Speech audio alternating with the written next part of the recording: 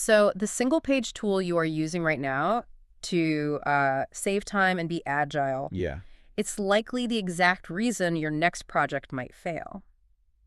I mean, I know that sounds intense. It does sound intense, Mm. but look, let's be honest about why you are here listening to this. You are busy, you have a vision, you want to get straight to building, creating, and, moving fast. Right, because the modern business world just absolutely worships speed. Exactly. You want to get your product out into the wild, and you probably want to avoid getting bogged down in endless soul-crushing paperwork. Which is completely understandable. Totally understandable. But before you sprint off to launch, we really need to pause because there is a very specific fatal trap that modern entrepreneurship has somehow they've completely normalized it. Yeah, it's this trap that's disguised as efficiency. Right. We have essentially convinced an entire generation of builders that skipping the hard foundational work of business modeling is, like, a virtue. And that is exactly what makes it so incredibly dangerous for anyone trying to build something that actually survives contact with the real world. So for today's deep dive, we are pulling from a really provocative article by John F. Hendershot. It is titled Myth of Just Using a Business Canvas. It's a great read. It really is. And our mission today is to completely unpack this dangerous myth, the idea that a simple, highly visual business model canvas can somehow act as a substitute for a rigorous, thoroughly documented business plan. Yeah, and we're also going to look at how the avoidance of real structural planning is so often disguised under the trendy buzzword of being agile. Exactly. Okay, let's unpack this. So to really understand why Hendershot is waving this massive red flag, we first have to acknowledge what the business model canvas actually is. Right, and why it became so universally loved in the startup ecosystem in the first place. Exactly. I mean, Canvas is essentially a one-page template, and Hendershot is very clear here. He is not saying the canvas is useless. No, not at all. In fact, he notes that he uses versions of it himself. It is a fantastic tool for brainstorming sessions or strategic workshops, or when you are in the very early stages of concept development. Yeah, it definitely has a specific job. You use it to get the idea out of your head and onto a whiteboard. Right. What's fascinating here is how effectively it simplifies complex thinking. Because the human brain just loves visual organization. Exactly. The canvas is designed to help you quickly map out the key components of a business model, all in one single digestible place. It gives you little boxes to fill in your customer segments, like who are you actually selling to? Right. It asks for your value propositions, what problem are you solving? It visually organizes the channels you will use to reach people, your potential revenue streams, the key resources you need. Your partnerships, basic cost structures. All of it. Yeah. It forces you to just zoom out and see all the moving parts of your idea simultaneously, which means you can spot obvious gaps early on. Yeah, it's great for that. But the problem Hendershot is pointing out is that somewhere along the line, the culture shifted. People started treating this single-page brainstorming exercise as if it were a substitute for actual business planning. And that is exactly where the disaster begins. Hendershot makes a brilliant conceptual distinction here. He argues that a canvas is merely a snapshot, whereas a formal business plan is an operating blueprint. Oh, I love that. Think about it like taking a stunning Instagram photo of a newly constructed house. Okay, yeah. You snap the photo at sunset, you apply the perfect filter, and it just looks incredible. That Instagram photo, that's your business model canvas. Right, it's a snapshot. Exactly. It's a beautiful snapshot that shows everyone what the house appears to be from the outside. It shows the curb appeal. You can see the color of the paint, the style of the windows, the landscaping. Yeah, the snapshot sells the promise of the house. It gets people excited to actually walk through the front door. But you cannot use an Instagram photo to check the plumbing. No, definitely not. If you are the person who actually has to maintain that house, a photograph is totally useless. You can't look at that picture to figure out how the electrical wiring is routed behind the drywall or, whether the foundation was poured deep enough to withstand an earthquake. Exactly. If you want to understand how the house functions, like how water gets to the second floor bathroom without leaking into the kitchen, you need the architectural blueprint. Yes. A real business plan is that operating blueprint. It maps out the load-bearing pillars of your company. And that transition from the beautiful snapshot to the gritty operational blueprint, that is where so many founders stumble. Yeah. Hendershot points out that while the canvas tells you what the business appears to be, it is entirely surface level. The sheer volume of critical structural details that the canvas completely misses is staggering. So if the canvas is just the photograph, what specific load-bearing walls are we missing when we refuse to draw up the blueprint? Oh man, the list of blind spots is massive. When you rely only on a canvas, you are completely ignoring operational processes. You are not fully explaining your financial Where? assumptions. I mean, you might write subscription model in the revenue box of your canvas, but a blueprint forces you to actually calculate customer acquisition costs. Okay, let's break that down for the listener because customer acquisition cost can sound like corporate jargon. What does that actually mean in practice? It means answering a very harsh mathematical question. How much money do you have to spend on marketing, sales, and overhead just to get one single paying customer in the door? Right. If your product costs $50, but it costs you $60 in Facebook ads and sales commissions just to acquire that buyer, your business model is fundamentally broken. And a canvas won't tell you that. Exactly. A business plan forces you to do that math before you launch. And the canvas also completely glosses over things like supply chain vulnerabilities. Oh yeah, big time. You might just scribble overseas manufacturing in your key partnerships box, but a blueprint requires you to explain what happens if that specific port shuts down, or if shipping container costs triple overnight. Yeah, and you have to add capital expenditures to that list. If you are opening a physical bakery, the canvas might just say kitchen equipment. Right, just a little bullet point. Exactly. But the blueprint details the precise cost of the commercial ovens, the depreciation schedule of that equipment, and critically, how you are financing a $40,000 purchase before you have sold a single croissant. Wow. It covers regulatory risks, debt obligations, contingency planning, organizational structure, the precise timing of your cash flow. It's a lot. It is a lot. And if your entire strategy is sitting on a one-page canvas, you have no answers for any of those incredibly vital operational realities. Okay, let me play devil's advocate for a moment on behalf of the listener who is probably screaming the word agile at their speakers right now. I can hear them already. Right. Because the modern tech world heavily glorifies moving fast and breaking things. I can hear a founder saying, look, if I am just starting out, predicting supply chain vulnerabilities or mapping out 5-year financial forecasting is just a massive guessing game. Sure. Spending 3 weeks drafting a formal 40-page plan feels like procrastination. I need to launch the MVP, test the market, and pivot. Skipping heavy documentation is what makes a company agile. And that is the exact defense Hendershot tackles head on because it is so pervasive right now. Yeah. He has watched business owners spend years building companies without documenting their systems or mapping their financial dependencies. Yeah. And many of those founders genuinely believed they were being agile by avoiding formal planning. But they weren't. No. Hendershot argues they are confusing agility with blindness. What they're actually doing is operating without clarity. I mean, I'm not sure I fully buy that yet. Like, if the market shifts, a founder with a one-page canvas can pivot their strategy in an afternoon. But a founder with a 40-page binder is stuck executing an outdated plan. Doesn't the lack of structure actually provide flexibility? Well, true agility requires a baseline. Think about a jazz musician. A great jazz musician can improvise and be incredibly agile, but only because they have a deep foundational understanding of music theory, scales, and chord progressions. Ah, okay. They know the structure so well they can bend it. A founder who doesn't know their baseline customer acquisition costs or their break-even point isn't pivoting based on data.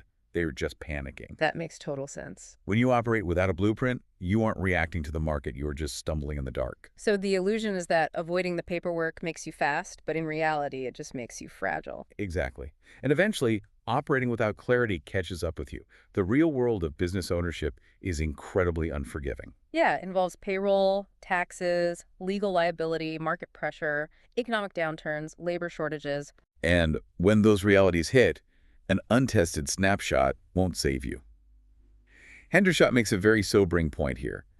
Most businesses do not fail because the people running them lacked passion or had a bad idea. Right. They fail because the owners lacked structure, discipline, forecasting, documentation, and operational visibility. Okay, so if the blueprint is so vital for basic survival, why are we all so terrified of writing one? That's the million-dollar question. It seems like human nature to avoid this specific task.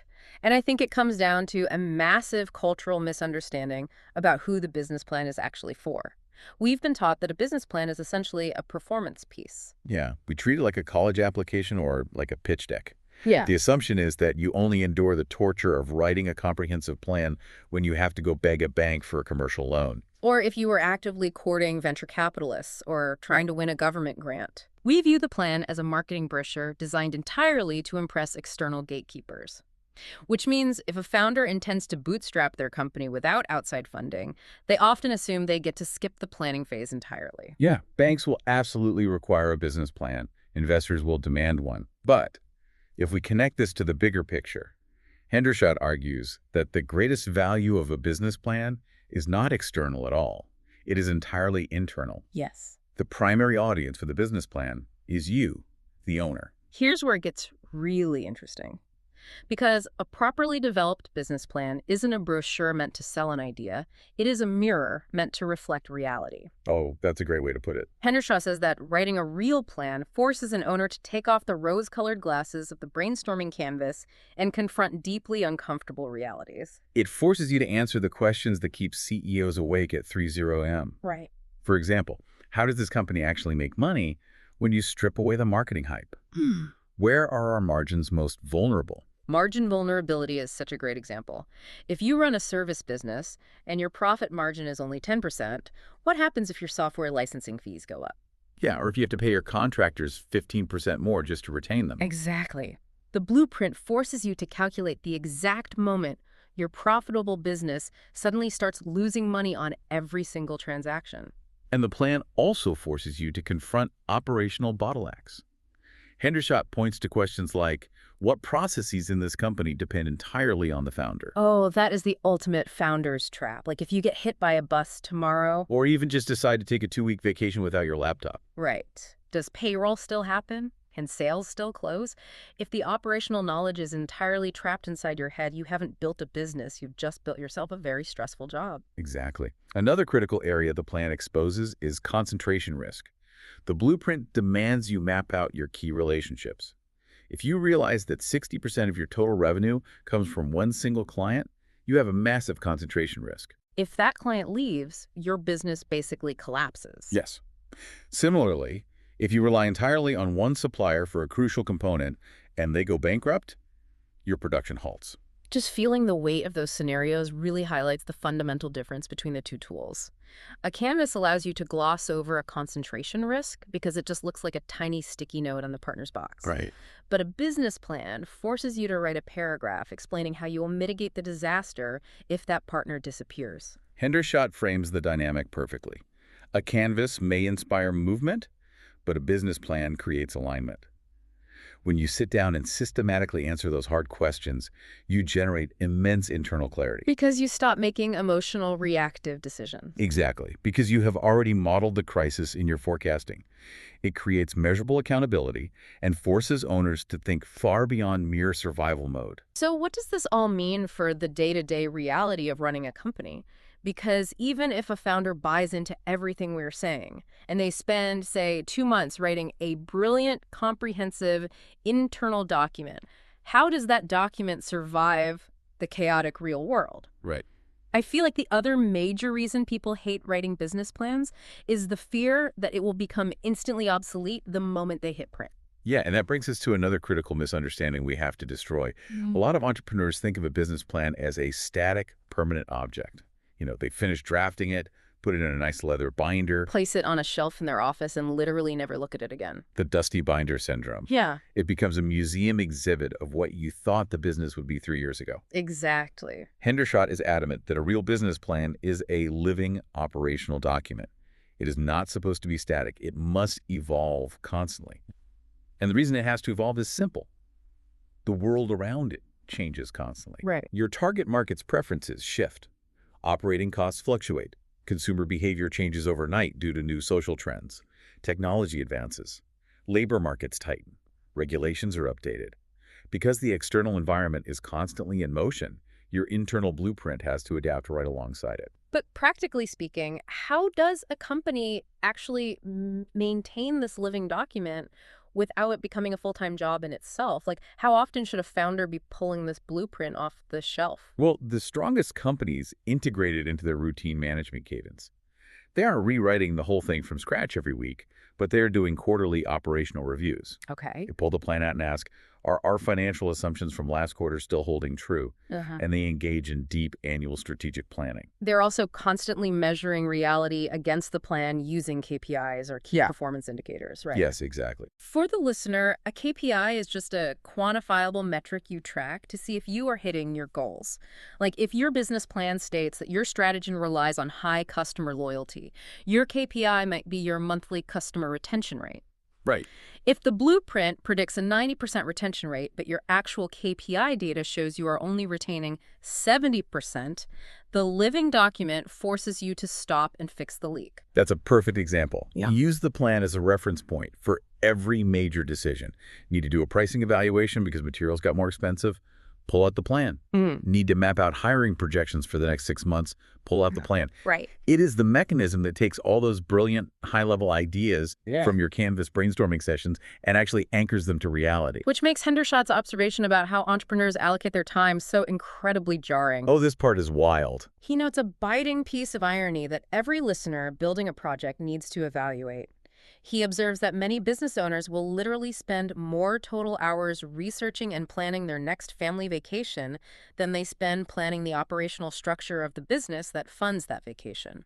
It is staggering when you put it in those terms. Think about the depth of research that goes into a trip. You compare flight prices, you read reviews of different hotels, you map out the daily itinerary, you build a contingency plan in case it rains, you budget for meals. Yeah. But those same people will launch a product line without calculating their break-even analysis. Why?